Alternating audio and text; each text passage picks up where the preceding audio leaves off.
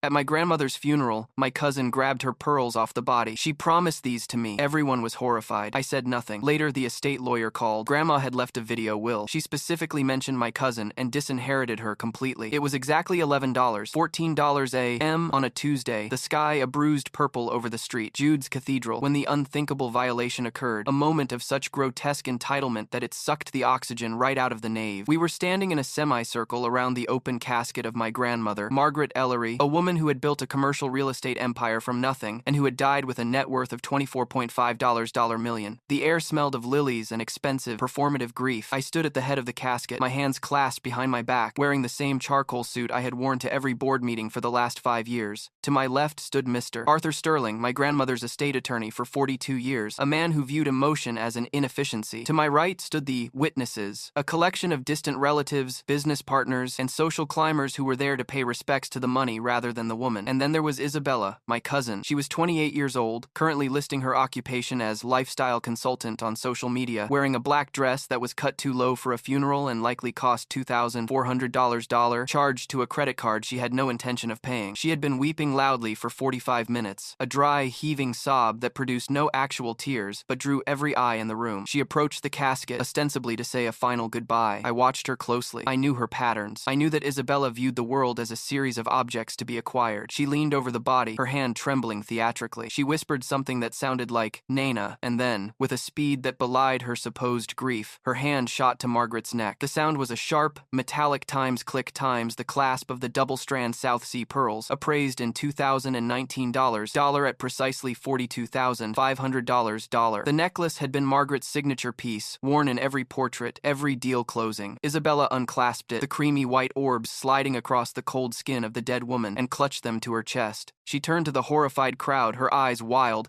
clutching the stolen jewelry like a totem. "She promised these to me," she shrieked, her voice echoing off the vaulted ceiling. "She told me last Christmas. They're mine. I'm taking them for safekeeping so the lawyers don't steal them." The gasp from the pews was audible, a collective intake of breath from 200 people witnessing a felony in a house of God. I did not move. I did not gasp. I simply looked at Mr. Sterling. He adjusted his glasses, looked at his watch, and made a small note in his leather-bound ledger. I looked back at Isabella, who was now clutching the pearls so hard her knuckles were white, challenging anyone to stop her. I said nothing. My silence was not weakness. It was the silence of a hunter who knows the trap has already been triggered. I had spent the last 3 years documenting every theft, every lie, and every manipulation Isabella had inflicted on my grandmother, and I knew something she didn't. Margaret Ellery was not a victim, even in death. She was a strategist, and the final play was already in motion. To understand why I didn't tackle her or scream, you have to understand the architecture of our family dynamics. I was the survivor, the boring, reliable grandson with the CPA license who managed the properties, paid the bills, and sat with Margaret during chemotherapy. Isabella was the narcissist, the golden child of my late aunt, who had been indulged, bailed out, and excused for her entire life. She viewed Margaret not as a grandmother, but as an ATM with a pulse. The dynamic had shifted 18 months ago, when Margaret was diagnosed with stage 4 pancreatic cancer. I moved into the guest house of the Ellery estate to manage her care. Isabella visited exactly 4 times in those 18 months. Each visit followed a specific, predatory script. She would arrive late, usually around $0 p.m., complain about the traffic, eat the lunch the private chef had prepared for Margaret, and then begin the ask. It started small. "Nana, I need $5,000 for a business investment." Then it escalated. "Nana, I need to borrow the vintage Jaguar for a photo shoot." Margaret, weakened by the chemo but mentally razor-sharp, would watch her with hooded eyes. She would often give in, handing over a check or a key, but I noticed a change in her demeanor around month 4. She stopped lecturing Isabella. She stopped asking her to be responsible. She simply started watching, and she started asking me to document. I became the actuary of Isabella's greed. I kept a spreadsheet titled Asset Dissipation, i.e., stored on an encrypted drive. Item $14. On March 12 th, Isabella visited for 45 minutes. Following her departure, a silver antique snuff box valued at $3,200 was missing from the mantel. I found it listed on eBay 2 days later under the seller handle BellaStyle88. I took screenshots. I bought it back anonymously to preserve the evidence. Item $22. On May 4 th, Isabella requested a loan of $15,000 for rent, claiming she was about to be evicted. I called her landlord. Her rent was paid. She used the money to book a first-class trip to Tulum with her boyfriend, a DJ named Jax. I printed the Instagram photos of them drinking champagne on the beach, time-stamped during the days she claimed to be looking for a cheaper apartment. Item $35. The incident that truly hardened Margaret's heart happened on August 14. Thus, Margaret was having a bad day, drifting in and out of consciousness due to the morphine. Isabella arrived, carrying a folder. I was in the kitchen, monitoring the security feeds, a system I had installed at Margaret's request, covering every square inch of the interior except the bathrooms. On the screen, I watched Isabella place a document in front of her semi-conscious grandmother. It was a modification to the trust, granting Isabella immediate power of attorney. She put a pen in Margaret's trembling hand and tried to guide it. Margaret woke up, pulled her hand away, and knocked the pen to the floor. Isabella cursed, shoved the papers into her bag, and left. I saved the video clip. I labeled it Attempted Fraud 814. I showed it to Margaret the next morning. She didn't cry. She didn't get angry. She just asked for her lawyer, Mr. Sterling. Mr. Sterling arrived at $9 a.m. the following day. They spent 4 hours in the study. I was not invited in. When Mr. Sterling emerged, he looked grim but satisfied. He handed me a sealed envelope. "Give this to the funeral director when the time comes," he said, "and tell no one about the meeting." Margaret called me in afterward. She looked smaller, frailer, but her eyes were burning with a cold blue fire. "Clara," she said, "she always called me by my full name when she was serious. Isabella thinks I am a senile old woman who exists to fund her delusions. She thinks love is a transaction. I have decided to close the account." She pointed to the bookshelf where a small, unassuming camera lens was hidden between the leather-bound volumes of Encyclopedia Britannica. "Did the system record everything today?" "Yes, Nana," I replied. "Audio and video. $4K resolution." "Good," she said. "Keep it safe. She will come for the pearls. I know she will. She's been eyeing them since she was 12. Let her take them. Let her show the world exactly who she is." That conversation was the context that allowed me to stand at the funeral, watching my cousin desecrate a corpse with a resting heart rate of 72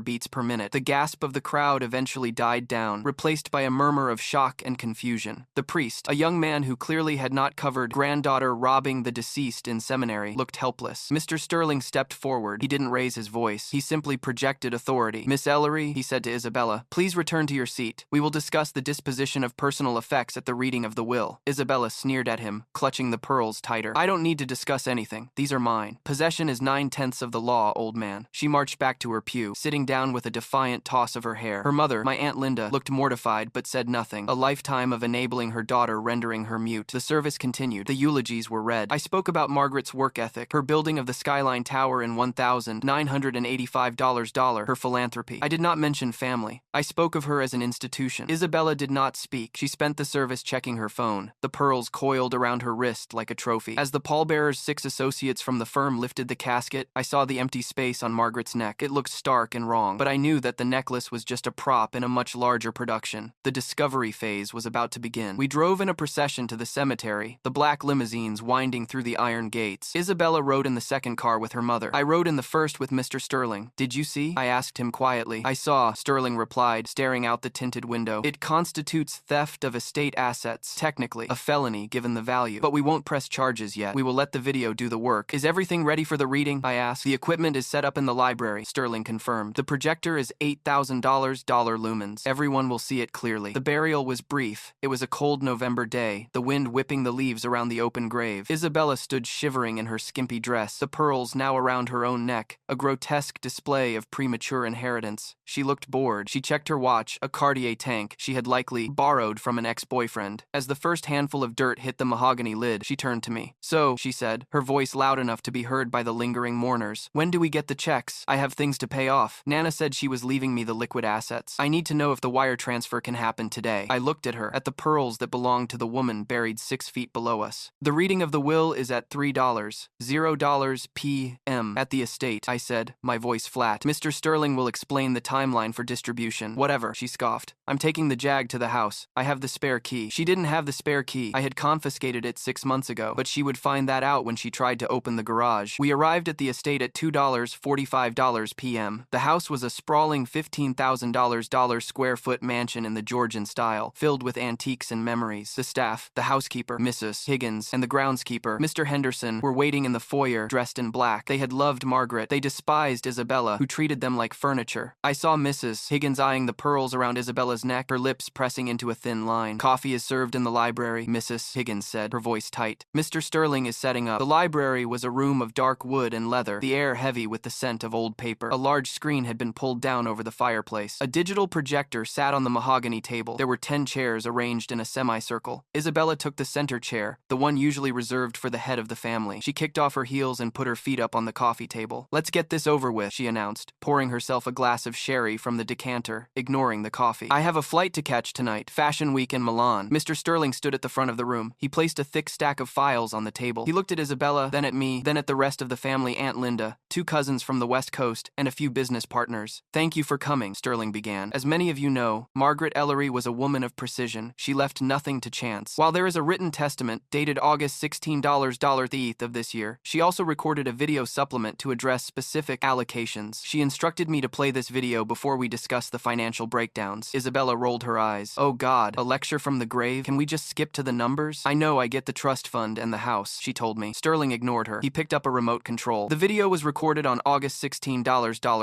It is unedited." He pressed play. The screen flickered to life. The image was crisp. $4K resolution. It showed Margaret sitting in her favorite wingback chair in this very library. She looked frail, her skin paper thin, but her eyes were sharp. She was looking directly into the camera lens. "Hello," Margaret said from the screen, her voice amplified in the quiet room. "If you are watching this, I am dead, and if I know my family, you are currently sitting in my library, drinking my sherry, and waiting for your payout." Isabella laughed, a nervous, high-pitched sound. "She knew me so well," she muttered. Margaret on the screen continued. "I have spent 40 years building this fortune. I did it by paying attention to details. And in the last 18 months of my life, I paid very close attention to you." The camera angle shifted slightly, showing a timestamp in the corner of the screen. "I know who was here," Margaret said, "and I know who wasn't. I know who held my hand while I vomited from the chemo, and I know who stole the silver snuff box from the mantel on March 12th. Isabella froze. Her glass of sherry stopped halfway to her mouth. On the screen, Margaret held up a piece of paper. "I have a list," she said. "My grandson, the accountant, made it for me. Item $14, silver snuff box. Item $22, the fake eviction loan. Item $35, the attempted power of attorney fraud." The screen suddenly cut to a clip the security footage I had saved. It showed Isabella trying to force the pen into Margaret's hand. The room went dead silent. Aunt Linda gasped, covering her mouth. Isabella went pale, the rouge on her cheeks standing out like clown makeup. The video cut back to Margaret. "You see," Margaret said, her voice dropping to a steely whisper, "I didn't lose my mind, Isabella. I just lost my patience. You think you are entitled to my legacy because we share blood? Blood is biology. Family is behavior. And your behavior has been parasitic." Margaret leaned forward, her face filling the screen. "Now, I assume you are wearing my pearls, the South Sea double strand. You probably took them off my body. I told Mr. Sterling you would. You always coveted what you didn't earn." Isabella's hand flew to her throat, clutching the pearls. She looked around the room, but no one would meet her eyes. The witnesses were recoiling, distancing themselves from the blast radius. Margaret's voice continued, relentless. "Those pearls were the first thing I bought when I made my first million. They represent hard work, integrity. You have neither. So, here's the terms of the will." Mr. Sterling paused the video. He looked at Isabella. "Miss Ellery," he said, "before we play the final section regarding the distribution of assets, would you like to return the estate property you are currently wearing? Or shall I call the police and have them add theft from a corpse to the list of charges we are preparing based on the attempted fraud you just saw on screen?" Isabella looked at the lawyer, then at the screen where her grandmother's face was frozen in a look of judgment. She trembled, her entire frame shaking. She reached up, unclasped the pearls, and threw them onto the table. They landed with a heavy, wet clatter. "This is fake," she screamed, standing up. "This is a deep fake. You manipulated this. She loved me." "Sit down, Isabella," I said. It was the first time I had spoken since we entered the house. My voice was calm, commanding. "We haven't gotten to the part about the money yet, and trust me, you're going to want to hear the number." Isabella looked at me with pure hatred, but she sat down. She needed to know. The greed was stronger than the shame. Mr. Sterling pressed play. Margaret's image moved again. "Now," she said, "to the matter of the inheritance. My estate is valued at roughly $24.5